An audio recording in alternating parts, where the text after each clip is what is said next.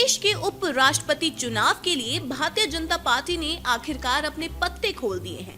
महाराष्ट्र के राज्यपाल CP Radhakrishna NDA के उपराष्ट्रपति पद के उम्मीदवार होंगे। जी हां, भारतीय जनता पार्टी के राष्ट्रीय अध्यक्ष और केंद्रीय मंत्री जेपी नड्डा ने रविवार को एक प्रेस कॉन्फ्रेंस में इसकी घोषणा की है।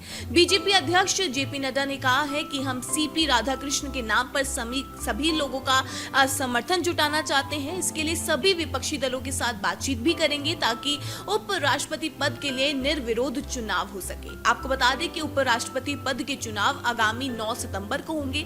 वहीं सीपी राधाकृष्ण को उम्मीदवार बनाना बीजेपी का बेहद ही सोचा समझा कदम माना जा रहा है। जी हां, आपने बिल्कुल सही सुना। राधाकृष्ण को उपराष्ट्रपति पद का उम्मीदवार बनाकर बीजेपी ने सियासी संदेश देने का दांव चला है। बीजेपी ने सीपी राधाकृष्ण के जरिए पार्टी कार्यकर्ताओं को मैसेज देने के साथ दक्षिण भारत में अपनी सियासी पकड़ मजबूत बनाए रखने का दांव चला है। लेकिन बीजेपी ने राधाकृष्ण के जरिए क्या क्या समीकरण साधने की कोशिश की है, उस पर तो हम बात कर लेंगे। लेकिन पहले ये जान लेते हैं कि आखिर महाराष्ट्र के राज्यपाल सीपी राधाकृष्ण है कौन।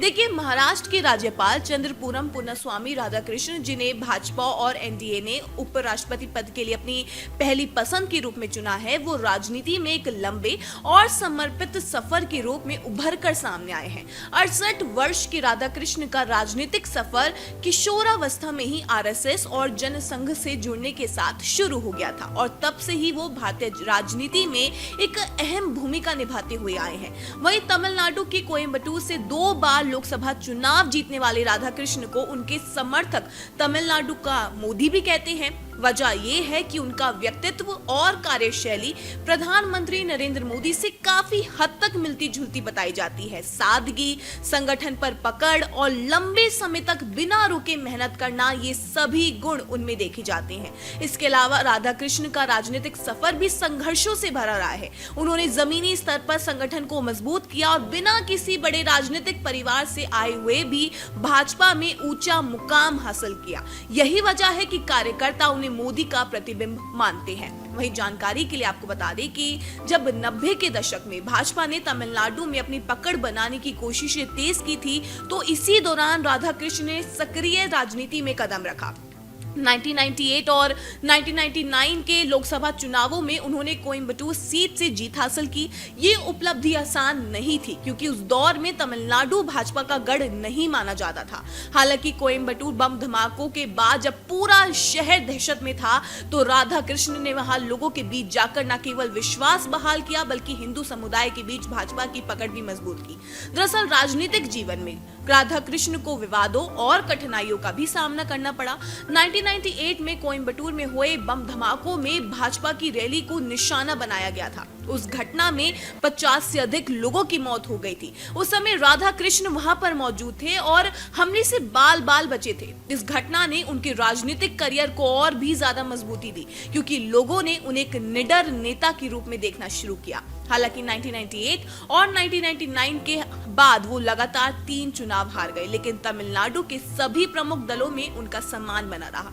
यही वजह है कि भाजपा ने उन्हें विभिन्न राज्यों का राज्यपाल नियुक्त किया, जिससे उनकी राजनीति में पैठ और प्रभाव दोनों ही मजबूत होते गए। अब एक ओबीसी नेता के रूप में राधाकृष्णन की उम्मीदवारी राजनीतिक विमर्श में विपक्ष के कई सवालों को शांत करने का भी प्रयास करने की मानी जा रही है। वहीं उन्होंने झारखंड, तेलंगाना और पुडुचेरी जैसे राज्यों में राज्यपाल के रूप में भी सेवाएं दी हैं, जिसके बाद जुलाई 2024 में उन्होंने महाराष्ट्र के राज्यपाल के रूप में शपथ ली, जो उनके राजनीतिक करियर का एक और महत्वपूर्ण पड़ाव था। वहीं तमिलनाडु में उनका गहरा जुड़ाव भी बना हुआ है। हाल ही में मुख्यमंत्री एमके स्टालिन से उनकी मुलाकात और तमिलनाडु में उनकी सक्रियता ये दर्शाता है कि वो अपने गृह राज्य से जुड़ा रहना काफी ज्यादा पसंद करते हैं।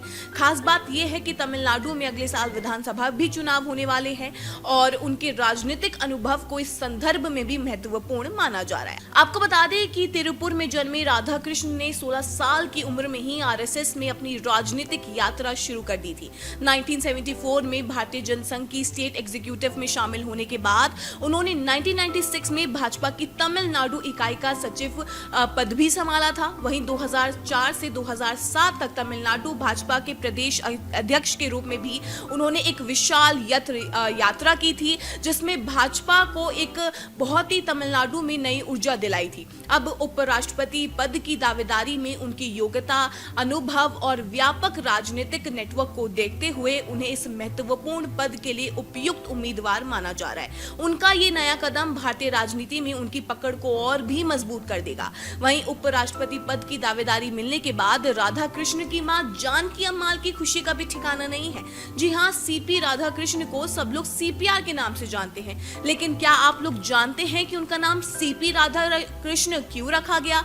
उनकी मां जानकी अम्मल के अनुसार बेटे के नाम के पीछे एक बहुत दिलचस्प कहानी है। सीपी राधाकृष्ण की मां जानकी अम्माल बताती हैं कि हमने बेटे का नाम सीपी राधाकृष्ण रखा था इस उम्मीद से कि वो पूर्व राष्ट्रपति सर्वपल्ली राधाकृष्ण की तरह बनेगा।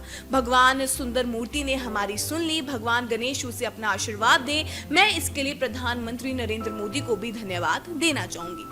अब बात करते हैं कि इससे बीजेपी को क्या फायदा हो सकता है। तो देखिए, उपराष्ट्रपति के एनडीए उम्मीदवार सीपी राधाकृष्ण दक्षिण भारत के तमिलनाडु से आते हैं। इस तरह से बीजेपी ने उनके नाम पर मुहर लगाकर दक्षिण भारत को साधने का बड़ा दांव चला है।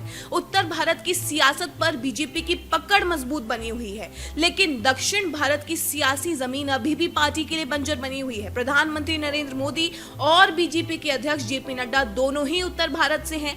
ऐसे में बीजेपी ने दक्षिण के साथ सियासी संतुलन बनाए रखने के लिए सीपी राधाकृष्ण को उपराष्ट्रपति का उम्मीदवार बनाने की रणनीति अपनाई है। साउथ के किसी भी राज्य में बीजेपी की अपनी सरकार नहीं है। आंध्र प्रदेश और पुडुचेरी सरकार में बीजेपी शामिल है और अब तमिलनाडु और केरल में अगले साल विधानसभा चुनाव होने वाले हैं। राधाकृष्ण तमिलनाडु से आते हैं और उन्होंने राज्य में बीजेपी को मजबूत करने में काफी ज्यादा मेहनत भी की है। वो प्रदेश अध्यक्ष से लेकर 2 बार लोकसभा सदस्य भी रहे हैं। इस तरह से बीजेपी ने उपराष्ट्रपति के लिए तमिल मूल के नेता पर भरोसा जताकर एआईएडीएमके और डीएमके जैसे दलों को सियासी कशमकश में डाल दिया है। वहीं बीजेपी ने उपराष्ट्रपति उम्मीदवार के चुनाव में आरएसएस की पसंद का भी ख्याल रखा है। सीपी राधाकृष्ण संघ की पृष्ठभूमि से निकले हुए नेता हैं। जनसंघ के दौरे में वो बीजेपी से जुड़े हुए हैं। हालांकि संघ सरकार के कामकाज में दखलंदाजी नहीं करना चाहता, लेकिन उनका मानना है कि सर्वोच्च पदों पर बैठे हुए लोग पार्टी और उसकी विचारधारा के प्रति समर्पित हों। इस तरह से बीजेपी ने आरएसएस की विचारधारा के साथ मजबूती से जुड़े रहने वाले राधा कृष्ण के नाम पर मुहर लगाकर सियासी संदेश दिया है। वहीं बीजेपी ने राधा कृष्ण के जरिए क्षेत्रीय संतुलन ही नहीं बल्कि सामाजिक समीकरण साधने की भी कवायद की है। राधा कृष्ण ओबीसी समुदाय से आते हैं। जिस तरह से जगदीप धनखड़ ओबीसी समाज से थे,